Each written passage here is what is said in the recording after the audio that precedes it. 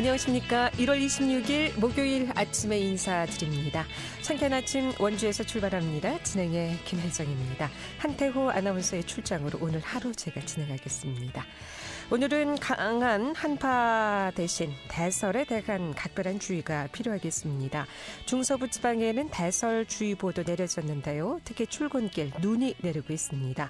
보행자와 운전자 모두 미끄럼 사고에 각별히 주의하시기 바랍니다. 이 눈은 낮 동안 전국으로 확대되겠고 중북부 지역의 눈은 오후부터 점차 그치겠습니다. 오늘 아침 기온은 어제보다 영하 10도로 낮에는 한파가 잠시 주춤하겠지만 내일부터 다시 찬바람이 강해지면서 토요일에는 아침 기온이 영하 12도까지 떨어지는 등 다시 강추위가 찾아오겠습니다. 오늘 준비한 소식입니다. 이제 5달 후면 628년 만에 강원도의 이름이 강원특별자치도로 바뀌게 됩니다. 강원도가 강원특별자치도법 개정안 초안을 공개했는데요. 강원특별자치도 개정 내용과 또 향후 계획에 대해서 들어보고요. 원주시가 일방통행도로의 불편사항을 검토합니다. 원주시는 3개의 주요 도로에 일방통행을 적용 중인데요. 원주시 양방통행 재전환 등 어떻게 모색하고 있는지 이래부터 현장에서 들어보고요. 또 원주시 장애인 종합복지관은 2023년 라운 합창단 신규 단원을 모집하고 있습니다.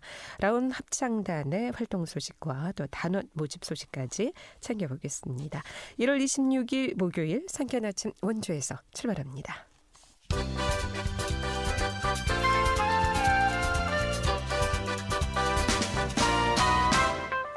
오늘의 주요 뉴스입니다.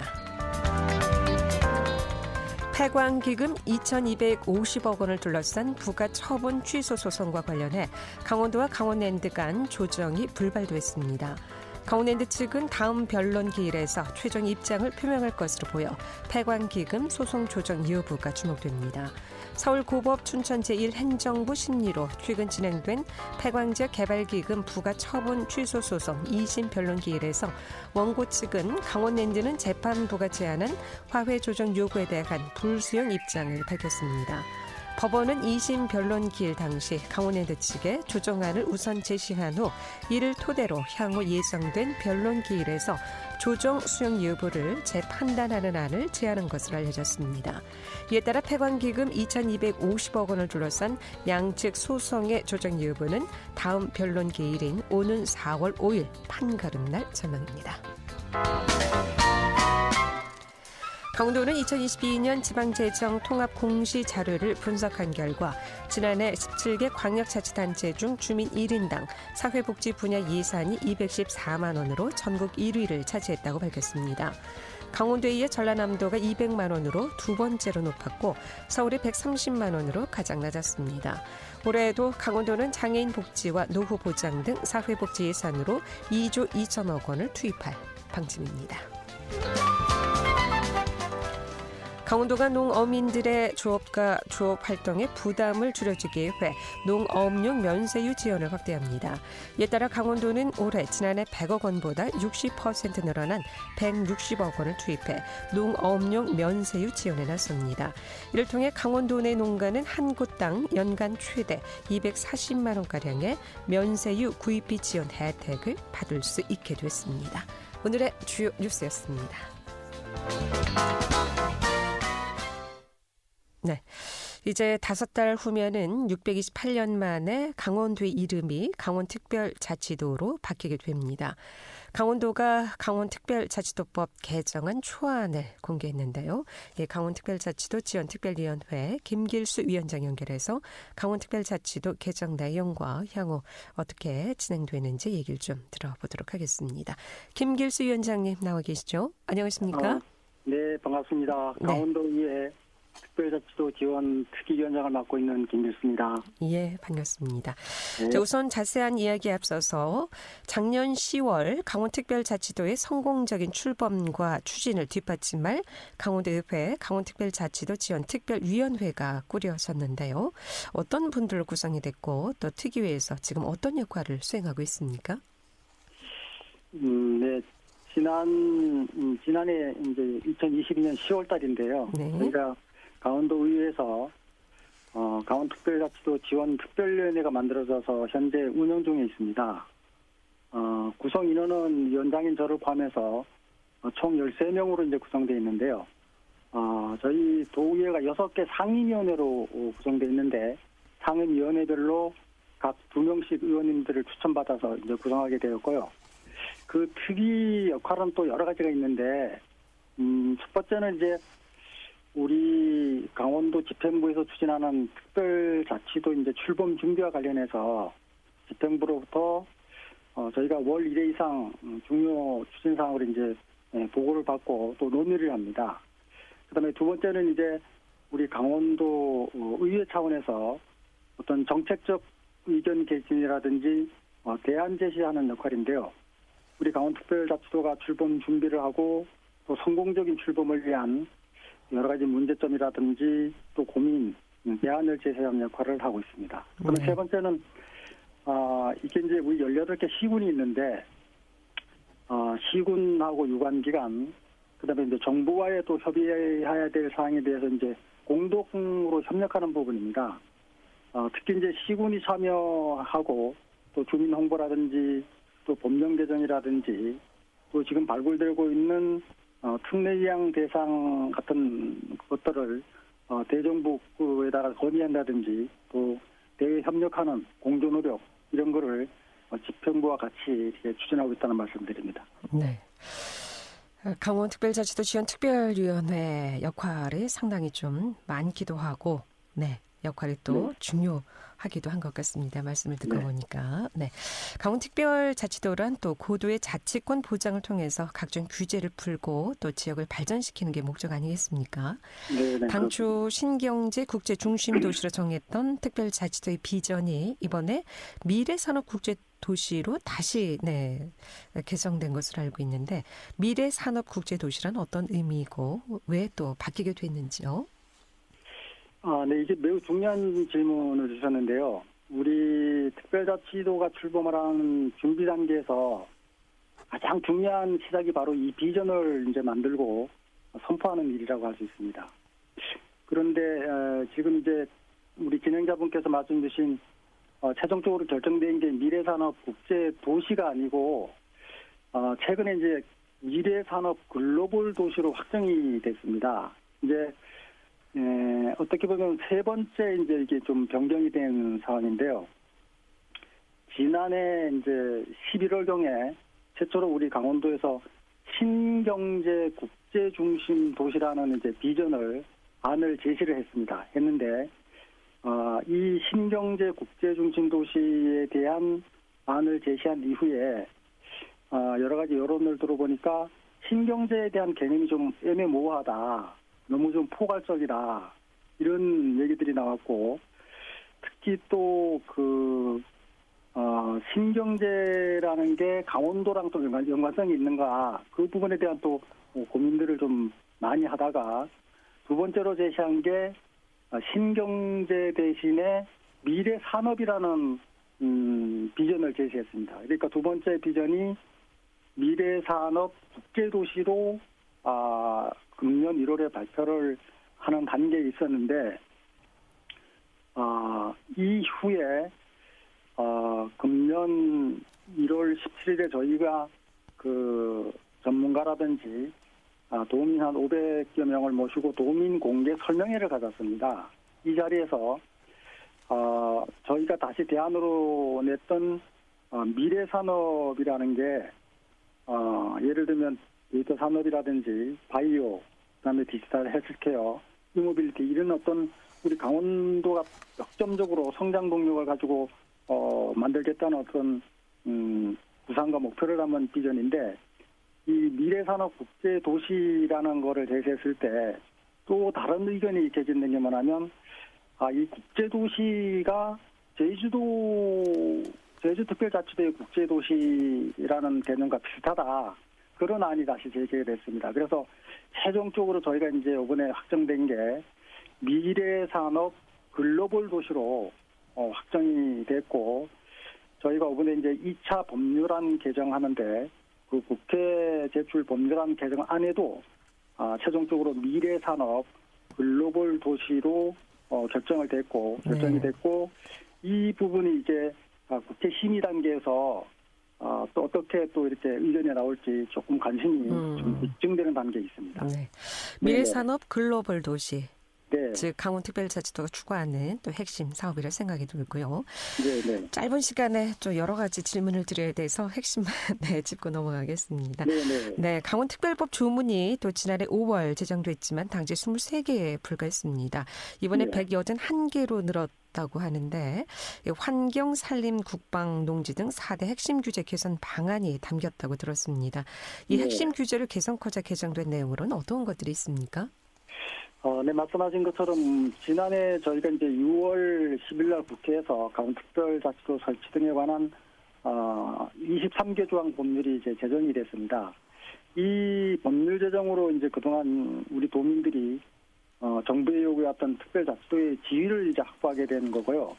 그 이후에 이제 시군에서 의견을 수렴하고 또 필요한 특례 대상 분야를 저희가 발굴한 게 한 440개 정도를 발굴했습니다. 이제 그 중에서 중복된다든지 또 특례로서의 내용이 부족한 거 이런 걸 제외하고 최종적으로 저희가 이제 특례 법률안 개정하는 데 있어서 181건을 이제 선정했습니다. 그래서 1차 특례 발굴 대상 말씀하신 것처럼 핵심 4대 규제 즉 환경이나 산림 그다음에 국방, 농지 분야 쪽에 이제 규제 완화를 준비하고 있고요.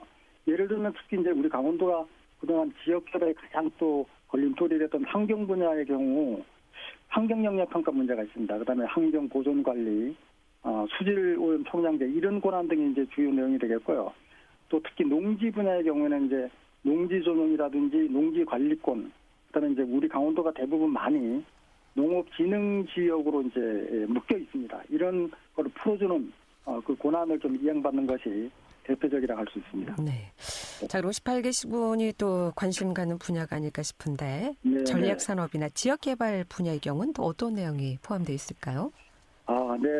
이게 굉장히 중요한 분야인데요. 전략산업과 지역개발 분야 같은 경우에는 전체 5개 분야로 이제 구분할 수 있습니다. 첫 번째는 이제 첨단 지식 분야가 있고, 두 번째는 관광 분야, 그다음에 세 번째는 농업, 축산업, 임업, 해양수산 분야가 되겠고요. 그다음에 이제 네 번째는 우리가 이제 강원 남북군의 폐강 지역 4개 시군이 있습니다. 그 발전 전략을 담고요. 그다음에 마지막으로 이제 균형 발전 분야 이렇게 5개 분야로 나눌 수 있는데 특히 전략 산업 분야는 최근에 이제 제기된 원주 반도체 이제 생태계 조성이라든지 그다음에 디지털 헬스케어 생태계 조성 그리고 신재생 에너지 자원의 어떤 필요성 때문에 운영 관리 권한을 이행받는 부분 그리고 데이터 산업을 거점을 해갖고 그 거점을 조성하고 육성하는 사업을 들 수 있습니다. 그 다음에 이제 지역개발 분야로는 특히 이제 저희들이 중점을 두는 게 그 강원 투자진흥지구 신설 권한을 지금 이행받는 부분인데 이렇게 되면 이제 법인세라든지 소득세 감면 부분이 이제 되게 중요한 부분이 되겠고요. 그다음에 이제 우리 강원도 지역이 규제로 많이 이렇게 묶여 있기 때문에 규제 자유 특구 지정을 지금 진행하고 있습니다. 그래서 규제 자유 특구 지정하는 권한을 이행받게 되면 실증적으로 이제 이 규제 해제를 통해서 저희가 개발 사업을 추진할 수 있기 때문에 특히 이제 규제 자유 특구 지역 권한을 이행받는 부분에 노력하고 있다는 말씀을 드리고요. 특히 또 이제 우리 강원도가 잘 아시는 것처럼 이제 그 접경 지역을 접하고 있습니다. 그래서 통일부 장관 권한으로 되어 있는 접경 지역 경제 특구 지정 권한이라든지 그다음에 이제 지역 특화 발전을 위해서 중소벤처기업부 장관이 갖고 있는 지역 특화 발전 특구 지정 권한을 이행받는 그런 내용들을 주로 우리 전략산업이나 지역개발 분야에 담고 있습니다. 네. 자, 그리고 이제 특별자치도 출범이 5달 앞으로 다가오면서 강원도는 특례 입법화 작업에 속도를 내고 있죠. 특히 이제 특별법 개정안 제출에 앞서서 각계각층과 또 도민들에게 의견을 구하는 자리도 마련했다고 들었는데 어떻게 마련된 자리였습니까? 근데 이 본 입법 과정이 무엇보다 이제 중요한데요. 법률안 준비 과정에서 우리 강원도의회라든지 또 시군의회, 그다음에 분야별 또 전문가들이 있습니다. 이제 네. 그분들의 전문성을 바탕으로 해서 일단 법률 개정안을 만든 후에 우리 18개 시군과 지역 주민들의 의견을 청취하는 것이 매우 중요한 단계고 절차입니다. 그래서 우리 강원도에서 이제 주관 부서인 특별 자치국 주관으로 18개 시군을 4개의 권역별로 나눠서 지금 만들어지고 있는 법률안에 대한 이제 설명을 좀 드리고 또 바쁜 일정을 쪼개서 향후 비전 선포에 따른 무슨 비전과 그다음에 이제 비전 선포에 따른 목표 설정 이러한 부분에 대한 자세한 설명 그리고 그다음에 또 도민 홍보 절차를 이렇게 진행하고 있다는 말씀을 드립니다. 네, 또 각계각층의 의견도 많이 수렴했을 것 같고요. 네, 자, 그리고 그렇습니다. 개정안은 오는 4월 국회 통과를 목표로 진행되고 있는 것으로 알고 있는데 남은 일정은 어떻게 됩니까? 네, 이 앞서 말씀드린 181개 이제 법률 개정안은 우선 우리 강원도의회 강원특별자치도 이제 지원 특위를 중심으로 해서 저희 6개 상임위원회에 이제 각각 이제 보고하고 또 의견 청취를 거치는 과정을 이제 진행하고 있고 마무리 중에 있습니다. 그다음에 이제 조금 전에 말씀드렸던 것처럼 우리 강원도 4개 시군 전체를 이제 4개 권역별로 나누어서 법안 내용도 설명드리고 또 왜 이게 의결해야 되는지 또 수정 보완돼야 될 사항은 또 어떤 건지 이런 것들을 종합적으로 주민들의 이제 의견 청취를 진행하면서 향후에 이제 3월 달에 네. 국회 행정안전위원회 이제 심사를 거쳐야 됩니다. 이제 일정상으로. 네. 그다음에 이제 그게 이제 끝나면 4월에 이제 국회 법제사법위원회 본회의 의결까지 이제 마무리되어야 저희가 6월 11일 이제 정상적인 출범 과정에 어떤 준비를 좀 마무리한다는 그런 로드맵 때문에 이 일정대로 지금 준비한다는 말씀을 좀 드립니다. 네, 이 공개된 개정안 초안을 놓고 기대 못지않게 또 우려의 목소리도 큰 게 사실입니다. 여러 가지 질문을 더 드리고 싶은데 진행 상황 다시 한번 좀 연결해서 자주 듣도록 하고요. 오늘 시간 관계상 여기까지 듣도록 하겠습니다. 말씀 네. 잘 들었습니다. 고맙습니다. 네, 감사합니다. 지금까지 강원특별자치도 지원특별위원회 김길수 위원장이었습니다. 알찬 정보, 생생한 현장의 소식을 전해드립니다. 리포터 현장. 네, 원주시가 일방 통행으로 전환된 주요 도로의 불편 사항을 검토하고 있습니다. 양방 통행 재전환과 같은 여러 대안을 두고 불편 사항을 살펴본다는 입장인데 자세한 소식 추인의 리포터 함께합니다. 어서 오세요. 네, 안녕하세요. 네. 자, 원주시 도로 중 주요 3개의 도로를 일방 통행으로 전환해 운영 중인데요. 일방 통행 진행에 대한 불편 사항을 검토, 추진하고 있다고 들었는데 먼저 추진 배경이 궁금합니다. 네, 원주시는 일방 통행을 적용 중인 주요 도로 3곳에 연구 용역을 진행합니다. 중앙시장 일대의 원일로와 평원로 그리고 우산동 상지대 후문거리를 대상으로 진행 상황을 검토하는데요. 원일로와 평원로는 지난 2011년 일방 통행으로 개편됐습니다. 양방 통행으로 인한 교통 지체와 정체 문제를 해결하고 보행 환경을 개선하기 위해서 2.9km 구간을 양방향 2차로에서 일방 3차로로 전환해 운영 중인데요. 일방 통행으로 개선한 후 확실히 도로 통행의 지정체는 해소됐습니다. 양방 통행일 때 평균 통행 속도 14km에서 현재는 22km로 통행 속도가 56% 증가했습니다. 또 우산동 상지대 후문거리는 지난 2017년 양방 통행으로 전환됐는데요. 300m 구간의 일방 통행 적용과 함께 인도를 넓혀서 문화의 거리를 조성했습니다. 그런데 일방 통행 도로에서 주민들의 민원이 이어지면서 원주시는 신중한 검토를 위해 2월 초 연구 용역을 통해서 진행 상황을 검토합니다. 5월에서 6월 연구 결과가 나오면 불편 개선을 위한 대안을 모색할 예정입니다. 원주시 김치연 교통시설팀장에게 이야기 들어보겠습니다. 원주시에서는 시민 설문조사, 시민 의견 수렴, 전문가의 자문도 받아서 사업의 타당성 및 경제성 분석, 교통 여건 변화 등 다각적인 검토 사항을 타당성 조사 용역을 통해서 최적의 대안을 찾을 계획입니다. 원일로와 평원로는 시민들이 많이 이용하는 원주의 주요 도로입니다. 그만큼 통행 방법 변경은 시민 생활에도 밀접한 영향을 줄 것으로 판단하고 있습니다. 향후 추진되는 용역을 통해 시민 의견 조사도 병행될 예정이오니 많은 관심과 참여를 부탁드리겠습니다. 네. 시민들 사이에서는 그럼 어떤 이유로 불편이 제기되는 건가요? 네, 현재 일방통행 도로에 대한 시민들의 의견은 찬반 입장이 갈리고 있는데요. 일방통행 주변 상가 상인들이나 주민들의 민원이 이어지면서 원주시가 재검토를 결정하게 됐습니다. 중앙시장 상가 일대 민원의 요지는 일방통행으로 차량과 시민들의 이동이 빨라지면서 도시를 빠르게 빠져나가다 보니까 오히려 상권에 대한 시민들의 접근성이 줄어들었다는 건데요. 유동인구가 줄고 또 시민들의 접근이 줄면서 구도심 활성화에 도움이 되지 않고 이로 인해 매출이 하락했다는 주장입니다. 또 우산동 상지대 후문 거리에서도 일방통행으로 차량이 나올 때 학교 정문까지 멀리 돌아 나와야 하고 또 상가 일대의 차량 통행이 줄면서 상권이 침체됐다는 입장이 나오고 있는데요. 실제 시민들은 어떻게 느끼고 있는지 시민 이야기 들어보겠습니다. 제가 차량도 운행을 할 땐 저쪽 남부시장 쪽에서 올 때나 중앙시장 쪽에 볼 일이 있어서 들려야 되는데 일방통행을 항상 생각해야 되다 보니까 그런 건 조금 불편했고 타 지역에서 놀러 오신 분들은 일방통행인 거를 거의 모르시니까 잘못 들어왔다가 사고 날 뻔한 것도 제가 목격을 할 뻔한 게 있어서 그거는 좀 단점이라고 제가 또 생각하고 있어요. 저는 한쪽 방향으로 차가 오는 게 더 안전해서 그냥 유지됐으면 좋겠어요. 네. 찬반 입장은 있는 것 같은데 앞으로 일방통행도로 검토 계획은 어떻게 됩니까? 네, 연구 결과에 따라서 일방통행을 유지할지 양방향으로 전환할지 혹은 제3의 새로운 시스템을 도입할지 모든 가능성을 열어두고 최적의 대안을 모색합니다. 시민 설문조사와 전문가 자문과 같은 다양한 방식으로 일방통행 도로의 상황을 검토할 예정인데요. 시민들의 생활에 큰 영향을 주는 결정인 만큼 시민들이 적극적으로 목소리를 내는 게 필요할 것 같습니다. 네. 찬반 의견이 있는 것만큼 시민들의 의견 좀 신중히 검토할 필요가 있지 않나 싶네요. 추인의 리포터 잘 들었습니다. 네, 감사합니다.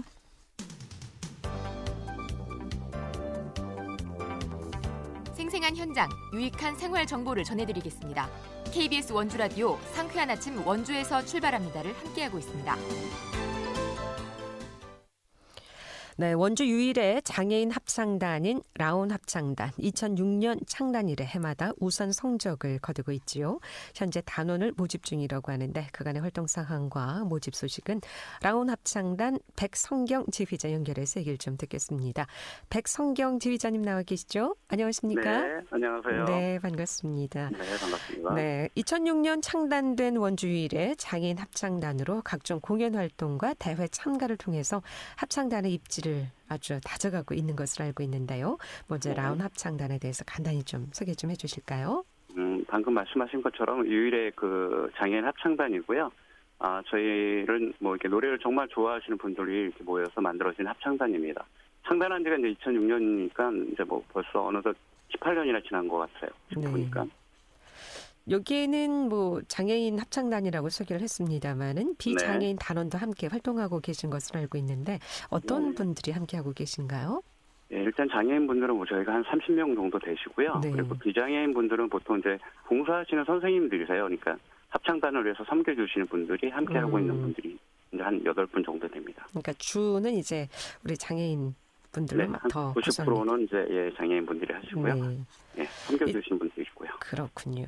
이제 20년 가까이 운영되고 있는데 제30회 세계 장애인의 날 기념 전국 장애인 합창대회에서 하모니상을 수상하기도 했고 또 매년 네네. 수상 소식이 전해지고 있습니다. 활동을 아주 열심히 잘하고 계신데요. 지금까지의 수상 경력 좀 대충 들어볼까요? 저희가 2009년도부터 시작해서 그 네. 강원도에서 개최하는 합창대에서는 뭐 동상, 은상, 금상, 대상은 다 받았던 것 같아요. 네. 근데 가장 중요한 게 이제 대상을 받으면 도에서 대상을 받은 팀만 전국대회를 나갈 수 있어요. 그래서 전국대회에서 우리가 동상을 받은 게 제일 좋은 성과죠. 네. 연습을 많이 하십니까? 이렇게 좋은 성적을 거둘 수 있었던 이유는 뭐라고 보시는지요?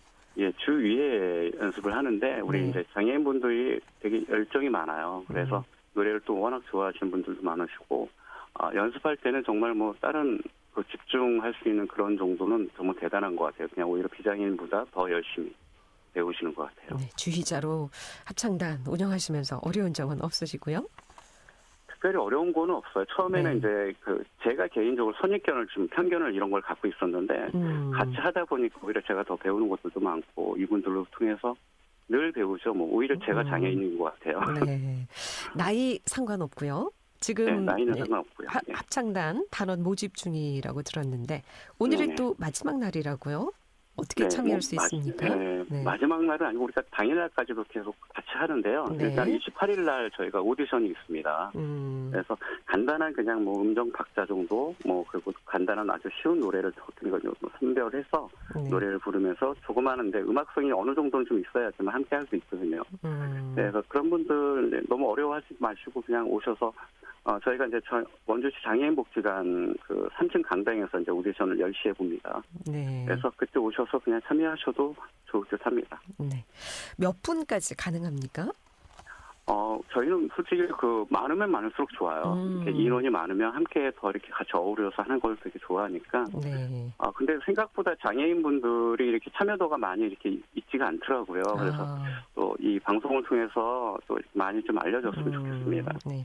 우리 장애 가족들이 함께 또 참여하시면 더 의미가 있을 것 같은데 앞으로 활동 계획 간단히 듣고 정리하도록 하겠습니다. 네, 코로나19로 인해서 우리가 못했던 뭐 정규 연주회나 뭐 원주 시민을 위해서 찾아가는 음악회 등등 뭐 이렇게 너무 하고 싶은 것들이 많았는데 못했던 것들을 이제 좀 다시 한번 이번 2023년도에 또 뭔가 계획하면서 장애인들의 어떤 예술성이나 뭐 정말 이분들의 열정들을 좀 원주 시민들한테 많이 이렇게 보여줬으면 하는 그런 계획이 있습니다. 네, 앞으로도 수상 소식 네. 많이 응원해 주세요.